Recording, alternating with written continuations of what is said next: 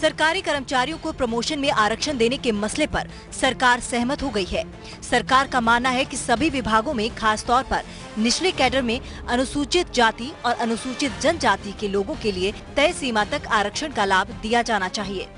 इस समय विभिन्न मंत्रालयों और विभागों में SC और ST के लिए 15% और 7.5% का कोटा ही पूरा नहीं हो पा रहा है।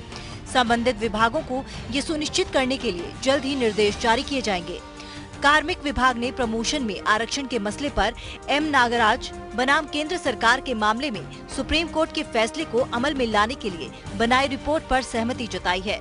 रिपोर्ट में कहा गया है कि अनुसूचित जाति और जनजाति के लोगों को समान अवसर और उनके समेकित विकास के लिए जरूरी है कि उनके लिए प्रमोशन में आरक्षण की सुविधा जारी रहे।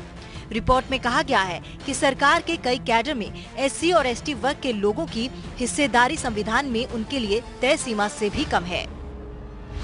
मंत्रियों की समिति से प्रमोशन में आरक्षण पर मुहर लगते ही प्रस्ताव मंत्रिमंडल के पास भेजा जाएगा। आरक्षण के लिए संविधान में संशोधन की जरूरत होगी, इसलिए इससे संबंधित विधेयक पर मंत्रिमंडल की स्वीकृति लेनी होगी। इसके बाद संविधान संशोधन विधेयक संसद में पेश किया जाएगा। वर्तमान में किसी भी विभाग में होने वाली 14 नियुक्तियों में अनुसूचित जाति को मिलने वाले 15% आरक्षण के हिसाब से 2 पद आरक्षित रखे जाते हैं, लेकिन वास्तविकता में निचले कैडर में अभी इस वर्ग के लोगों को केवल 1 ही पद मिल रहा है। लेकिन ताज़ा प्रस्ताव के मुताबिक अब निचले कैडर के कर्मियों को भी प्रमोशन के 2 पद SC के लिए आरक्षित रखना होगा। कार्मिक विभाग ने माना है कि विभिन्न मंत्रालयों और विभागों में अभी भी SC और ST के लिए 15 और 7.5% के आरक्षण की सीमा तक नहीं पहुंचा जा सका है।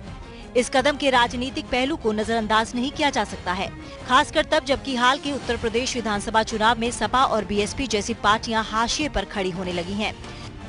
मोदी सरकार अगर प्रमोशन में आरक्षण को अमली जामा पहना देती है तो फिर ये उन दलों के लिए बड़ा झटका साबित होगा जिनकी सियासत इस वोट बैंक पर टिकी हुई है।